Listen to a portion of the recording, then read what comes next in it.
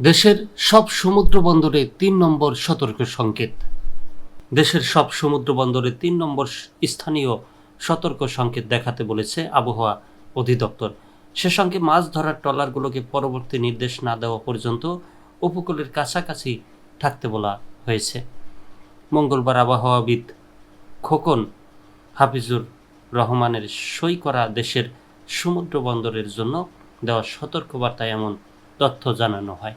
এতে বলা হয়, সক্রিয় মৌসুমি বায়ুর কারণে উত্তর বঙ্গোপসাগর এলাকায় বজ্র মেঘ তৈরি হচ্ছে এবং বায়ুচাপের তারতম্যের অধিক্য বিরাজ করছে। এর প্রভাবে উত্তর বঙ্গোপসাগর, বাংলাদেশের উপকূলীয় এলাকা এবং সমুদ্র বন্দর সমূহের উপর দিয়ে ভারী থেকে অতি ভারী বৃষ্টিসহ দমকা বা ঝড়ো হাওয়া বয়ে যেতে পারে। এ সময় চট্টগ্রাম, কক্সবাজার, মোংলা ও পায়রা বন্দরগুলোকে ৩ নম্বর স্থানীয় সতর্ক সংকেত দেখিয়ে যেতে বলা হয়েছে।